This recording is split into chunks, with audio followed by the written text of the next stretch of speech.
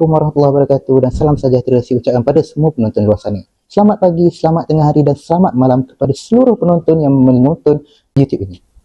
Korang dah kosongkan pemikiran korang belum hari ni? Sebab hari ni kita akan tambah ilmu-ilmu baru di dalam video kali ini.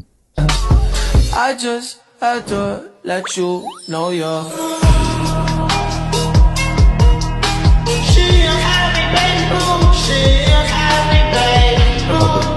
Selamat datang ke podcast Ujana Buku, di mana sebuah platform yang kita bukan saja baca kulit buku, bukan saja baca buku, tapi kita bedah, kita hatam, kita goreng, kita semua lah. Studio podcast ini dia orang rasa dia lain macam. Sebab hari ni rasa aura dia apa? Sampai ke siling rasa dia. Kenapa? Sebab hari ni kita akan bedah satu pemikiran yang sangatlah, orang kata apa, wow, sangat mengagumkan. Apakah itu? Ya, jeng-jeng, iaitu buku Sebuah Kemenangan Nyata. Saudara-saudari yang dikasihi Allah sekalian, saya nak tanya soalan cukup emas. Kenapa kita kena tahu pasal sirah? Sirah ni penting sangat ke? Kenapa dia kena tahu? Sirah ni mestilah penting. Kenapa? Sirah ni membincangkan tentang kehidupan junjungan Rasulullah SAW, iaitu Nabi kita. Penting tak? Penting dia tu. Kenapa? Sebab Rasulullah ni merupakan kita tahu. Ialah Rasul kita. Ialah kita punya pedoman dan panduan hidup. Dalam buku ni menceritakan juga bagaimana Rasulullah mengatasi masalah-masalah yang telah kita lalui. Masalah zaman sekarang Rasulullah pun dah lalui. Contohnya masalah propaganda negatif, kena scam, cara-cara nak memimpin negara. Banyak lagi dah. So sebenarnya buku ni banyak menceritakan cara-cara dan juga manual untuk kita sebagai manusia menjadi manusia. Begitu. So untuk korang yang kurang motivasi hidup dan yang perlukan semangat hidup, saya suggest sangat buku ni untuk korang beli. Okeylah, saya terlupa. Takkanlah podcast ni saya nak cakap seorang-seorang kan? Mestilah saya nak panelis kita pun bercakap juga. So, saya nak kenalkan panelis kita yang memang diorang ni dah hadam, diorang dah baca, diorang dah segala-galanya diorang. So, memang buku ni diorang punya. So, saya nak kenal. Yang pertama, panelis kita adalah apa khabar Muiz? Alhamdulillah, saya khabar baik. Saya dah 2 hari tak sabar nak curahkan segala ilmu yang saya ada ni. 2 hari je jangan main-main. Seterusnya kita ada panel kedua. Dia ni orang kata apa, dia teliti lah, data analisis dia. Memang macam tu. Kita ada Hai, Assalamualaikum. Tak sabar ni nak kongsi daripada saya sendiri tentang pendapat. Mesti semua pernah tak sabar kan nak tahu rahsia tu. Jom nantikan. Ada rahsia kan? Saya pun tak sabar. Ini kan pula penonton kat luar sana ni. Kita ada yang terakhir. Yang terakhir ni walaupun dia terakhir, dia bukan yang terkecil, bukan yang tak boleh tu. Dia lah yang paling sebenarnya paling fokus. Dia dah buku tu berjuta kali dia baca. Siapa lagi kalau bukan? Hai semua, insyaAllah saya dah sedia nak melami hikmah di sebalik buku kita hari ni. Okey, insyaAllah. Barisan panel kita pada hari ni semuanya semangat dan memang nampak hebat belaka lah. Okey. Pertama, kita mesti sebelum nak tengok buku, mesti kita tahu siapa nakhoda di sebalik penisah yang agung ni. Saya nak tanya Muiz. Muiz, boleh tak Muiz tolong terangkan siapa yang telah menciptakan karya agung ni? Boleh. Takkanlah tak boleh. Insan yang kita nak kaji ni bukan calon insan tau. Beliau ialah Tuan Guru Datuk Nik Abdul Aziz bin Nikmat. Beliau dilahirkan di Pulau Melaka, Kelantan pada 10 Januari 1931. Kalau kita teliti kehidupan beliau sebelum ni, beliau bukan sahaja ahli politik, tapi beliau ialah seorang ahli ulama dan juga murabi yang sangat disegani oleh orang ramai seperti yang kita tahu kan. Beliau ialah anak kedua daripada 9 orang adik-beradik. Beliau juga dibesarkan dalam keluarga yang sangat memahami ilmu agama. Lahir tahun 1931. Betul? Maksudnya beliau dah ada sebelum merdeka lagi lah. Betul. Tapi kan tak silap saya yang orang lebih kagum dengan beliau berkaitan dengan latar akademik beliau. Betul tak? Betul. Sebelum beliau jadi ahli politik semua benda ni, beliau memulakan perjalanan akademik beliau di sekolah pondok di Kelantan dan Terengganu sebelum berkelana jauh ke luar negara. Bayangkan pada zaman tu kan sebelum merdeka, beliau telah pergi ke Dioban, India untuk menuntut ilmu di Darul Ulum. Selepas itu, beliau pula berkelana ke Mesir untuk menuntut ilmu di Universiti Al-Azhar untuk mengambil bahasa Arab, pengajian bahasa Arab. Kemudian, beliau ambil pula ijazah sarjana ataupun master dalam bidang perundangan Islam dan kehakiman. Hebat kan beliau? Master dalam perundangan Islam. Betul? Ush, patutlah apa hukum hakam dan strategi diplomasi yang digubah dalam ni memang wow lah orang cakap. Tapi kan lepas balik dari Mesir, mestilah beliau ada sumbangan ke orang masyarakat kan. Apa sumbangan pertama beliau? Yang kita kenal beliau. Sebelum tu beliau jadi ahli politik. Beliau jadi ahli politik selama 23 tahun. Dari tahun 1990 sehingga tahun 2013. Kemudian waktu tu beliau dilantik sebagai Menteri Besar Kelantan dan orang sangat segani beliau sebab beliau lebih rela memilih hidup di rumah kayu beliau sendiri daripada kediaman rasmi. Itu menunjukkan bahawa betapa zuhudnya kehidupan ni Aziz. InsyaAllah sangat terinspirasi. So sebenarnya Tuan Guru ni sangat hebat lah dalam menciptakan karya ni. Setahu saya beliau menghembuskan nafas terakhir pada 12 Februari 2015, betul tak? Alhamdulillah, kita sambung ke segmen yang seterusnya dalam podcast kita kali ini. So kita masuk dalam sinopsis ataupun gambaran besar lah apa yang ingin disampaikan oleh Tuan Guru dalam penulisan beliau. So saya nak tanya yang teliti kan. So teliti kita tahu Ain. Ain, kenapa kita beri sangat nak pilih buku ni? Apa hebat sangat? Boleh cerita tak? Boleh. Terima kasih Faris. Okey, secara sinopsisnya buku ini dia menceritakan tentang fasa-fasa kritikal dalam kepimpinan Rasulullah SAW. Jadi ianya bermula daripada Nabi Muhammad mendapat tekanan di Mekah sehinggalah ia berubah menjadi pergerakan yang lebih strategik dan tersusun. Jadi buku ni bukan setakat menceritakan tentang peperangan semata-mata tak, tapi ia menceritakan juga tentang bagaimana Rasulullah menguruskan perdamaian, diplomasi dan juga macam mana membina integriti umat itu sendiri. Ush, menarik tu. Ada tak bahagian-bahagian spesifik yang orang panggil apa, membuatkan buku ni beza lah dengan sirah yang lain? Ada. Buku ni menceritakan secara mendalam tentang fasa selepasnya perjanjian Hudaibiyah. Jadi genjatan senjata yang dimaksudkan di sini adalah kunci kepada kemenangan yang nyata. Jadi ia bukan ceritakan tentang perang sahaja, tapi dia ada ceritakan juga bagaimana Rasulullah mengutuskan surat kepada maharaja dunia dan juga penaklukan Khaibah kan? penaklukan Khaibah yang mana membawa kepada revolusi ekonomi dan juga macam mana Rasulullah ni berintegriti dengan orang yang bukan non-Muslim. Jadinya itu menjadi daya penarik lah untuk orang yang bukan Islam untuk memeluk Islam. Sinopsis dia pun dah meremang kan. Ni belum tengok cerita dalam je. Sekarang kita nak tahu buat rasional lah kan. Muiz, kenapa? Apa rasional yang kita pilih buku ni? Kenapa? Boleh cerita sikit tak? Faris, rasional dia senang je. Kita pilih buku ni sebab gaya penulisan Tuan Guru sendiri yang amat mendalam. Walaupun beliau tulis sejarah tu kan 1400 tahun yang dulu kan. Tapi kehidupan sekarang, sejarah tu dia boleh diterapkan dalam kehidupan zaman sekarang. Beliau tuliskan sejarah tu kan dia ada tentang teladan kepimpinan yang kepimpinan sekarang perlulah menerapkan dalam diri mereka. Dan lebih kuranglah macam tu. Macam tu.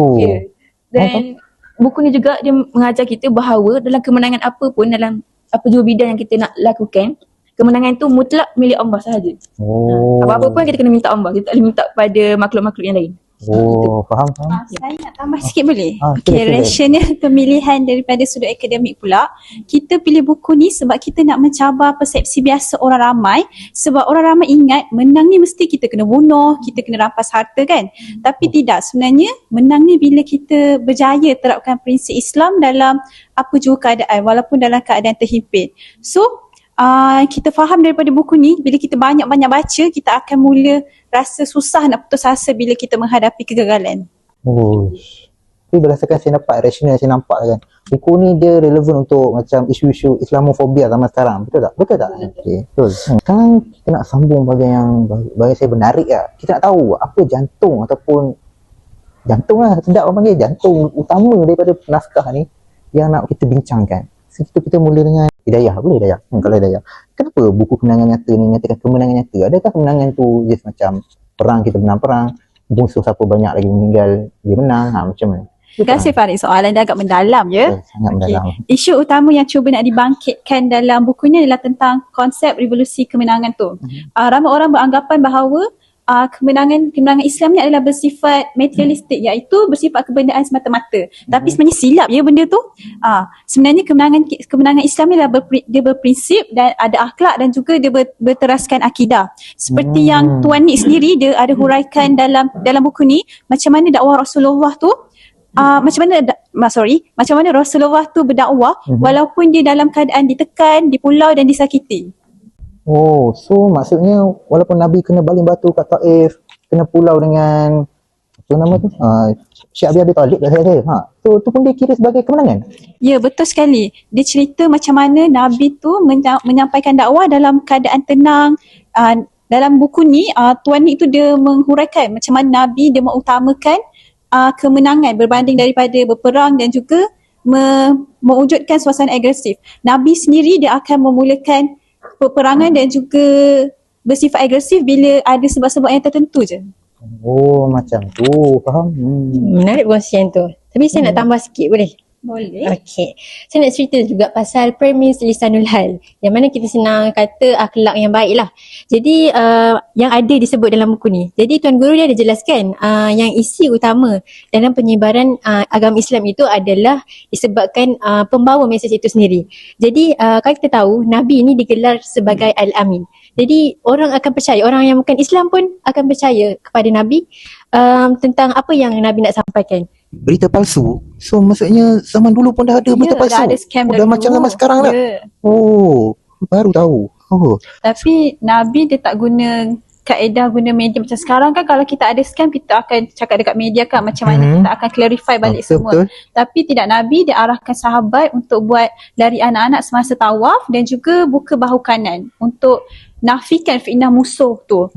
So tujuan dia para sahabat boleh tunjuk, kalau boleh buktikan yang mereka sebenarnya ada otak yang sasa, badan yang cergas.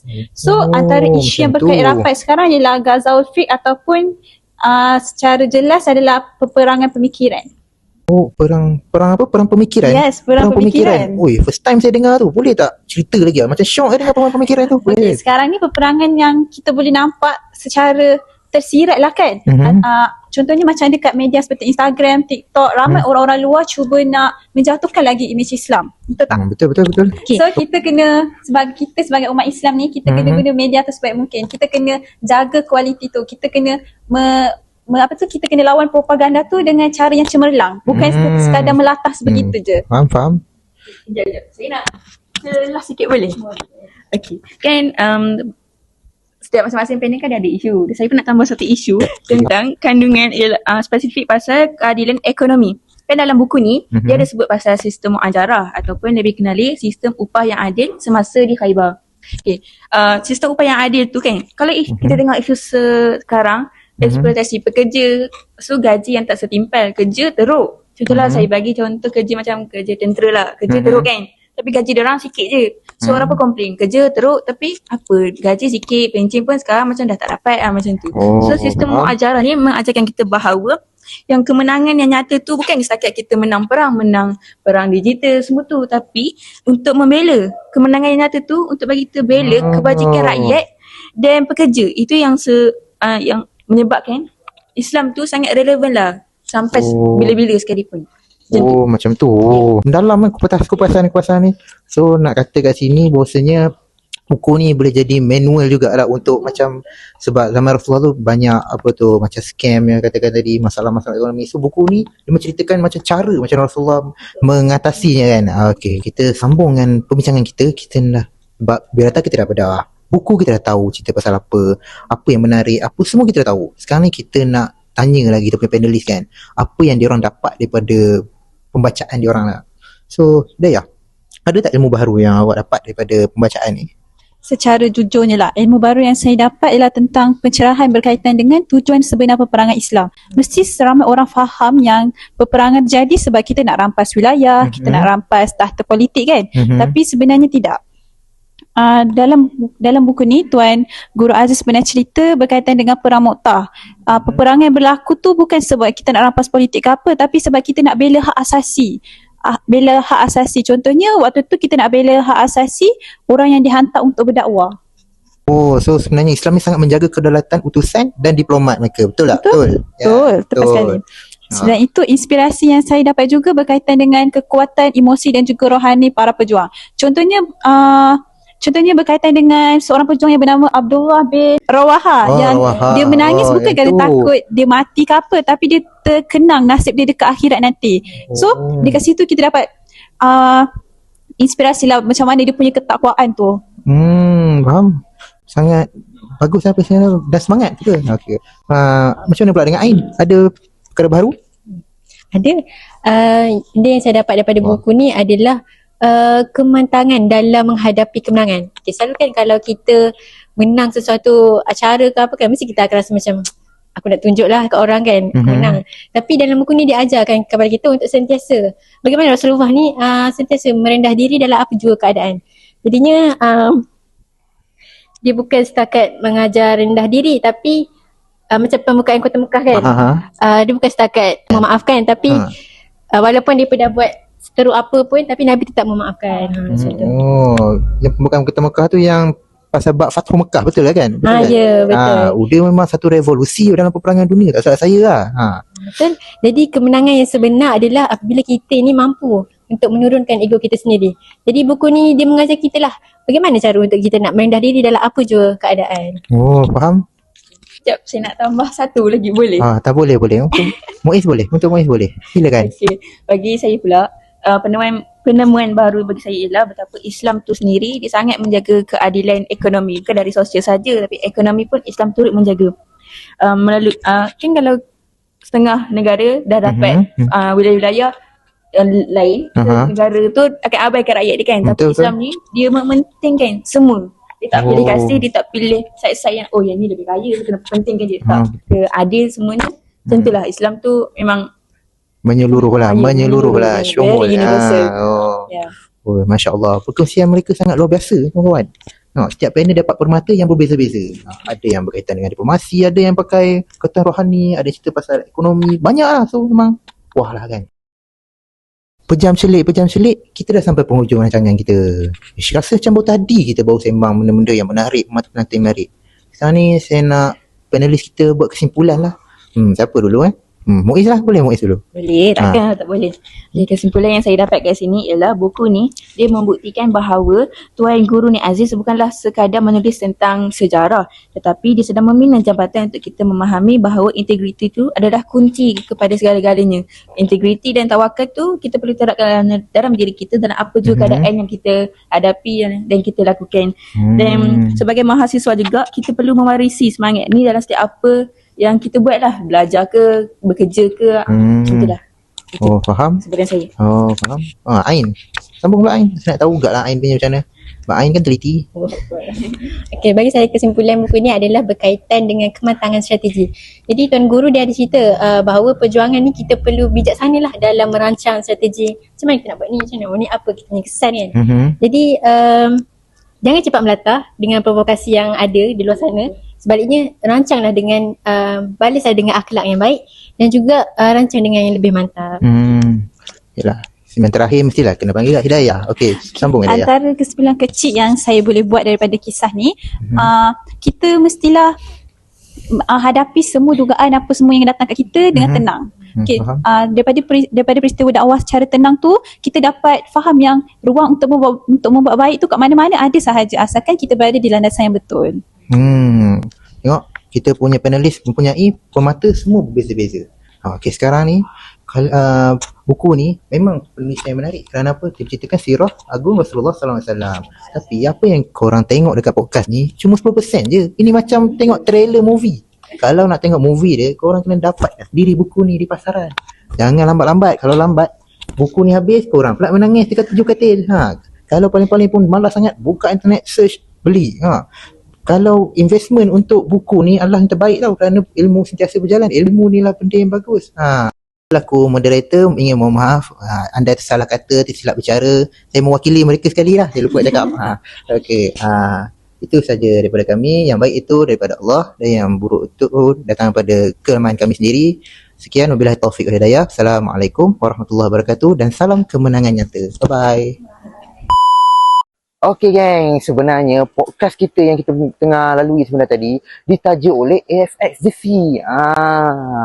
Okey, yang mana ni buat baju, nak buat tempah baju, nak design baju, diorang boleh buat. So, jangan lepaskan peluang, datanglah FX. Gue saja FX Jiffy Kuala Kangsar. Okey. I just had to let you know you're